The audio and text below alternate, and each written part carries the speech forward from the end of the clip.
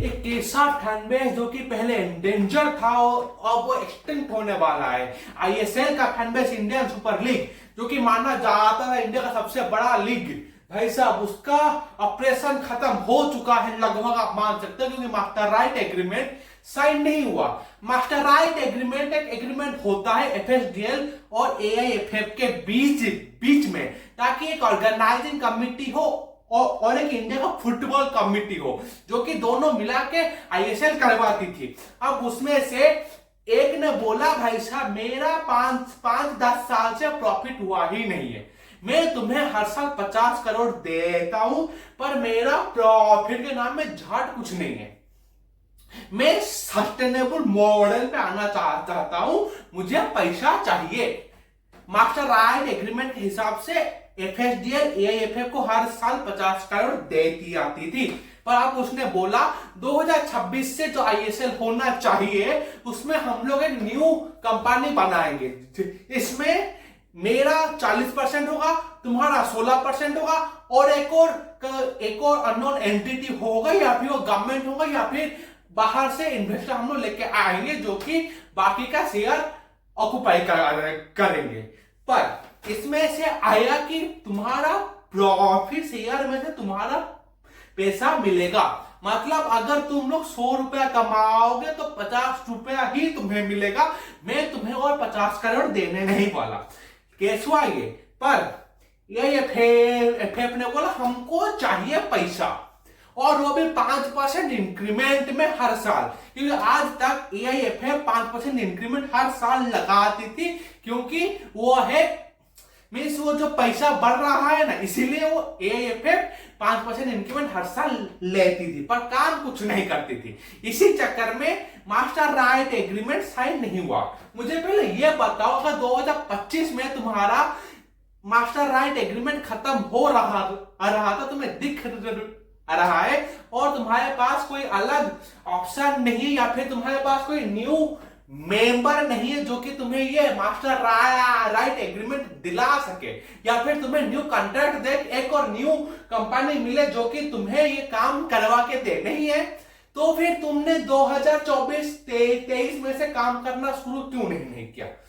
दूसरी बात, अगर तुम्हारे घर में इतनी ही चुल मची हुई थी तो फिर तुम लोग अपना पैसा छोड़ दो, ये जो 2-3 लाख सैलरी पैकेज वाले जो तुम लोग जो एम्प्लॉय जो रखे हो उनको निकालो ना। अगर तुम्हें 50 करोड़ में से तुम्हें अगर सस्टेनेबल मॉडल पे जाना है, every company needs profit to run, FSDL हर साल लॉस में नहीं चल सकती, सबको पता है, तो फिर तुम अपने पैसे कट करो ना। नहीं करना, ये तो तुम्हारा जन्मसिद्ध अधिकार, तुम लोग यही जमा के बैठ चुके हो कि तुम्हें करना ही नहीं है। FC Bangalore, Chennai FC, Orissa FC, ये मेजर 3 क्लब्स हुआ करते थे आईएसएल में। एफसी बैंगलोर जैसा फैन बेस और पूरे इंडिया में किसी का नहीं है।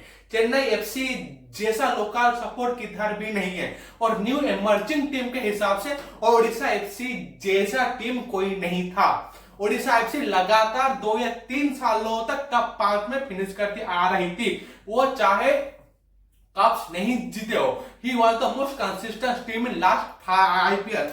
उन सब ने अपना ऑपरेशन बंद कर दिया। बैंगलोर एफसी जैसे ऐसा टीम इनके भंग घुसड़े के चक्कर में अपना ऑपरेशन बंद करके जा चुके हैं। Bangalore FC one of the most sustainable team माना जाता था पूरे आईएसएल हिस्ट्री में। वो सबसे ज्यादा कप जीते, उनके पास फैन सबसे ज्यादा है, they are the one of a kind, वो लोग थे। अब वही लोग अपना बंद कर चुके हैं। अब बात करते हैं कि इससे हमारे इशू क्या होंगे। जब आईएसएल बंद होंगे तो प्लेयर्स चले जाने वाले हैं। ये जो गोवा एफसी और तुम्हारा मोहन बगानी है जो कि तुम्हारे खेलने वाले हैं बाहर, वो जो एशियन चैंपियंस लीग के वो वाले गेम से, पर हमारे पास रोनाल्डो मेसी को बुलाने के लिए पैसा है, हमें आईएसएल करवाने के लिए 50 करोड़ देने को पैसा नहीं है। मुझे यह समझ नहीं तुम लोग ऐसा ऐसा पैसा फूंक सकते हो मेसी को बुलाने के लिए, रोनाल्डो को बुलाने के लिए, एमी मार्टिनेज को बुलाने के लिए, पर तुम्हारे पास आईएसएल करने के लिए पैसा नहीं है। जिस साल तुम्हें सबसे ज्यादा गेन हो सकता था, 2025 में तुम्हारा मेसी आने वाला है, रोनाल्डो आने वाले मींस लिटरली हम लोग बैम्बुजाल होने वाले थे, हमारा फैन बेस फटने वाला था, तुम लोगों ने उसी साल ऑपरेशन बंद कर दी। आईएसएल शटडाउन अभी होना था जब हमें सबसे ज्यादा fan base, new fan base बनने वाले थे। मेसी और Ronaldo they are the icons figure जिनके चक्कर में हम लोग देख पा रहे हैं। हमारे आधे से ज्यादा फैन बेस इसीलिए है कि भाई साहब रोनाल्डो और मेसी को लोग देखना चाहते हैं, और रोनाल्डो और मेसी से लोग इंस्पायर होकर फुटबॉल में और ज्यादा इन्वेस्टमेंट करते, या फिर वो लोग और ज्यादा खेलने के लिए मोटिवेट होते। गली गली में जैसे अभी क्रिकेट जाना जाता है, ऐसे ही तुम्हारा फुटबॉल को भी जाना जाता, क्योंकि अभी मेसी और रोनाल्डो आने वाले, जो गेम हमें होना चाहिए था लॉन्ग टर्म, वो नहीं हो सकता। ये असंभव है कि अगर हम लोग और 2 से 3 महीने के अंदर हम लोग ये आईएसएल अगर शुरू नहीं कर पाए तो हमारा इंडियन फुटबॉल डेड होने वाला है। ये मैं लिख के दे सकता हूं दावे के साथ, we will be finished in no time near.